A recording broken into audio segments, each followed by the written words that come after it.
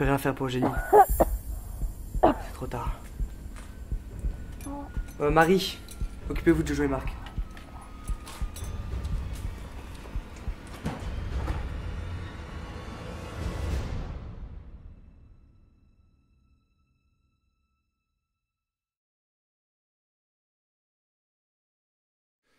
Dans ma vie, ce qui m'a fait le plus souffrir, c'est l'absence de mes parents.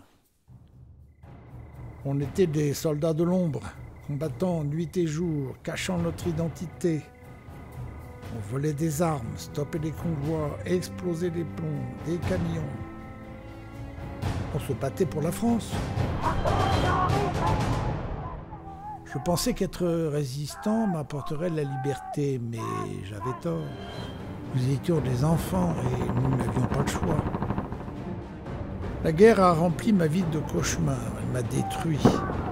Quelle enfance j'ai eue, peut-on même appeler ça une enfance?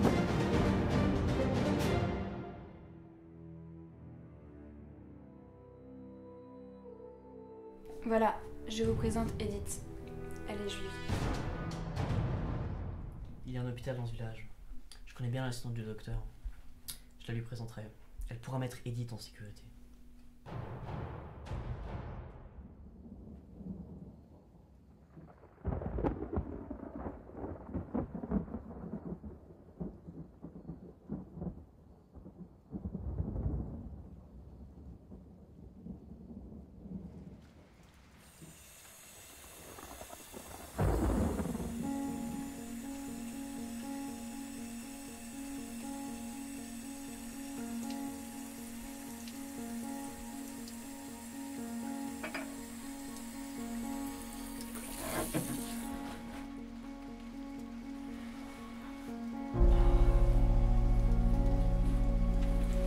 Marie, dans mon bureau. Tout de suite.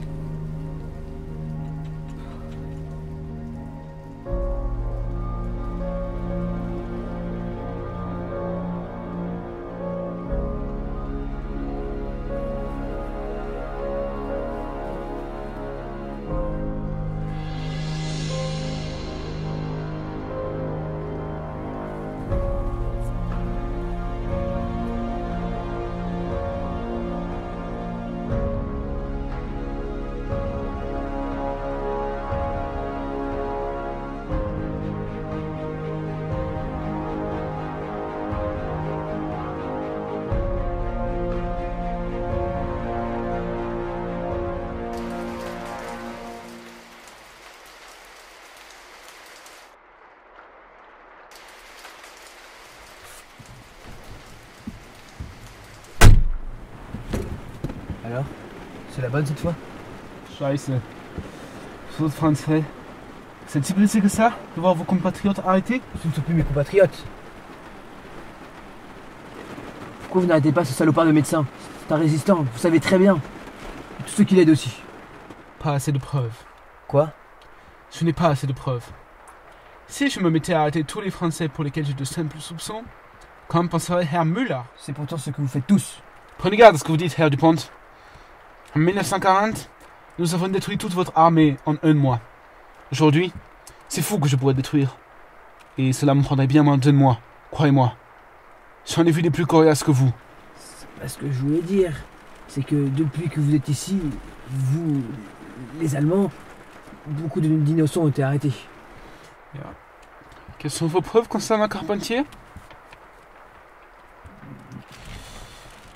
Vous suggérez donc d'arrêter un homme pour lequel vous n'avez pas de preuves, et pourtant vous critiquez l'arrestation d'innocents. Bah, non. Ce que font les autres officiers ne me regarde pas.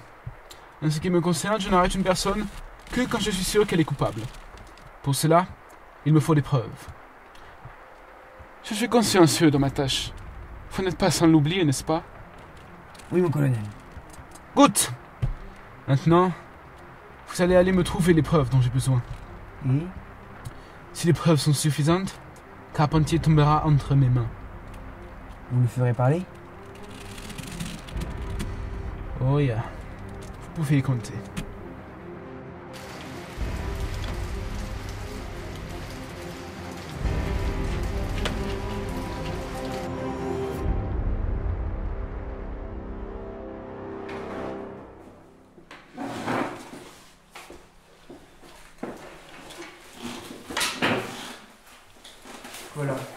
reçu un appel du prêtre. Et celui-ci a une personne à vous confier. Cette personne est orpheline et juive. Mais je vais devoir m'occuper d'elle. Oui. Elle va devoir changer d'identité et vous lui apprendrez le métier d'infirmière. À partir de maintenant, elle s'appelle Charlotte. Elle vient vous aider, elle vient de Toulon et c'est votre petite sœur. C'est un risque à prendre.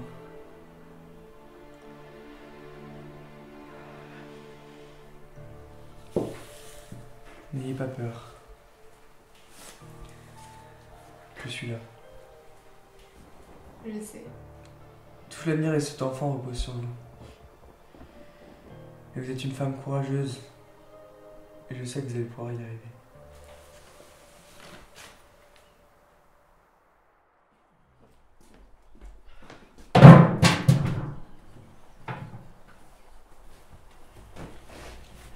Mademoiselle?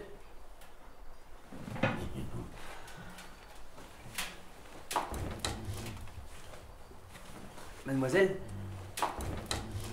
Vous êtes bien l'assistante du docteur Carpentier? C'est exact, c'est à quel sujet? Est-ce que je pourrais voir vos papiers, s'il vous plaît, sans vous offenser? Bon, écoutez, je ne les ai jamais sur moi. Puis-je donc rencontrer le docteur? Je suis vraiment débordée en ce moment. Ah oui. Vous avez l'air très fatigué.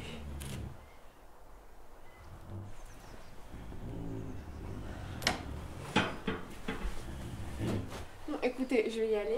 Je vais juste prendre votre prénom, votre nom et votre âge. Marie, 20 ans. D'accord. Est-ce que vous avez entendu des bruits suspects la nuit dernière?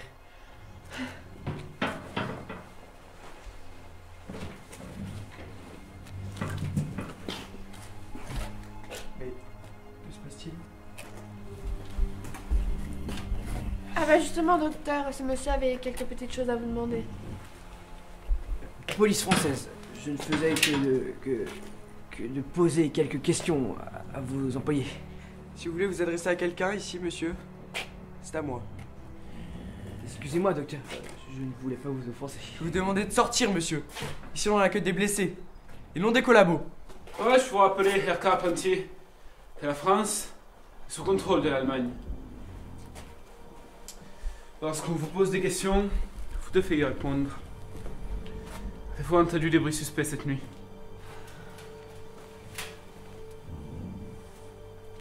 Je n'étais pas innocent. Vous savez très bien que le chemin de fer de Ardent a été saboté cette nuit. Je ne vois pas de quoi vous parlez. La voiture des terroristes a été retrouvée dans le village cette nuit. Ce qui fait que vous êtes tous suspectés d'être coupables.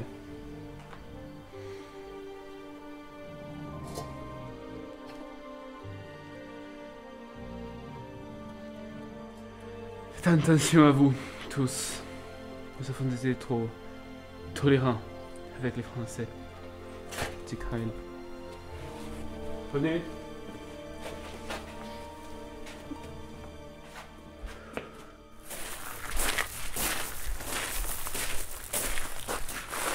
Venez.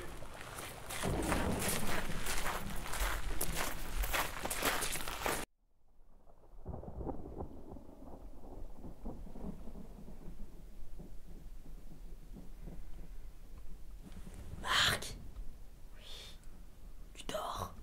Oui. Très drôle. Qu'est-ce que tu veux me dire? Rien. Bon bah alors.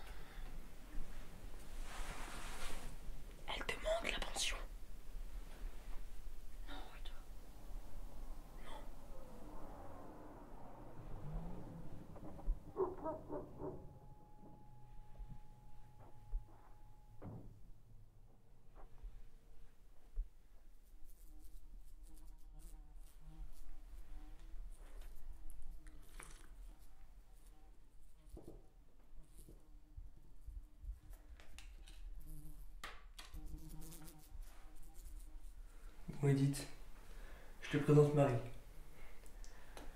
Elle va s'occuper de toi. Pour ta sécurité, nous allons devoir changer ton identité. Tu t'appelleras Charlotte, tu as 14 ans, et tu es la petite sœur de Marie. Elle t'apprendra la profession d'infirmière et tu t'occuperas des malades. Il faut que tu comprennes quelque chose. On fait ça pour ta sécurité. Et c'est ce que nous voulons tous. Et nous prenons un grand risque pour ça. Bah, t'as perdu ta langue? Non, je peux parler. C'est juste que j'ai peur.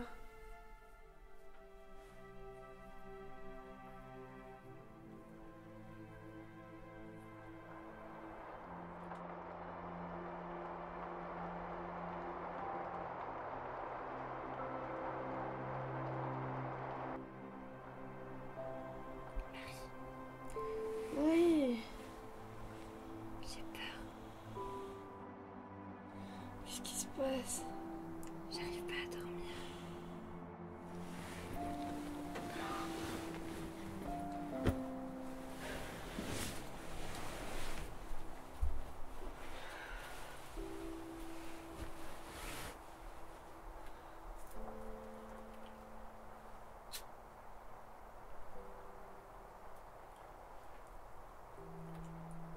Marie.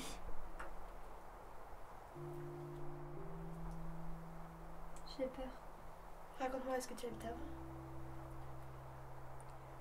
À Beauvais, avec ma famille. Mes parents sont morts. Ma sœur a disparu. Ma voisine m'a récupérée et m'a cachée. Je n'allais plus à l'école et je ne sortais presque jamais.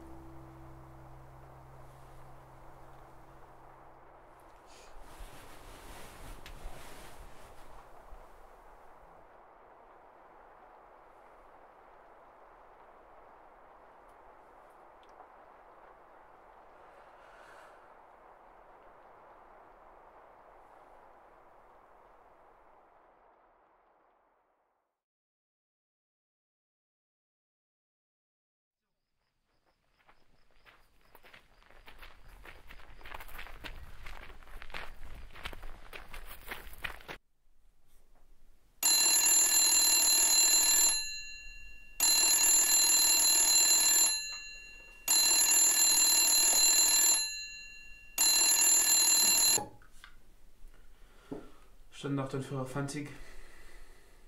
Ah, Herr Müller. Ja. Ja, ich arbeite. Ja, Sie werden bald in meinen Händen sein. Jawohl. Ich denke, ich weiß, wer Sie sind. Ja. Jawohl, Herr Müller. Danke. Heil Hitler.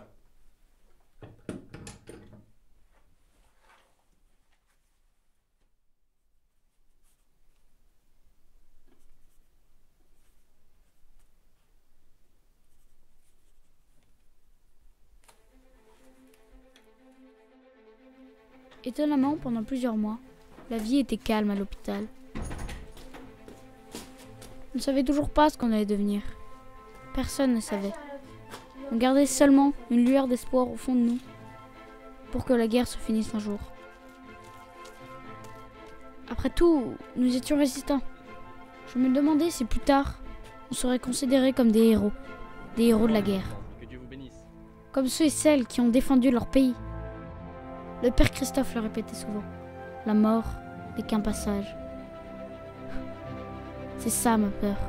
Mourir. À peine nous commençons notre vie qu'on nous la retire. Nous, les orphelins, qui n'avons rien demandé. Seulement une famille. L'hiver passait et on attendait tous. On attendait des nouveaux ordres, une nouvelle mission.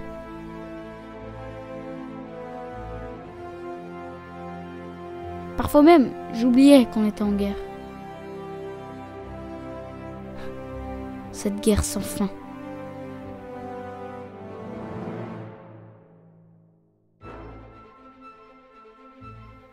Edith. Je ne la connaissais pas très bien, mais elle était dans le même cas que nous. Et puis, elle était gentille et jolie. Marie lui apprenait tout ce qu'elle savait.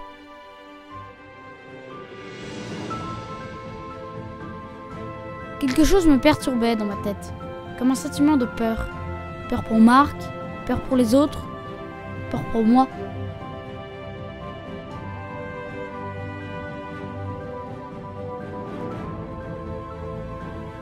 Avec le temps qui passait, dans l'hôpital se formait une famille. Le père disait toujours « Nous sommes une grande famille qui combat pour le bien et pour la liberté. »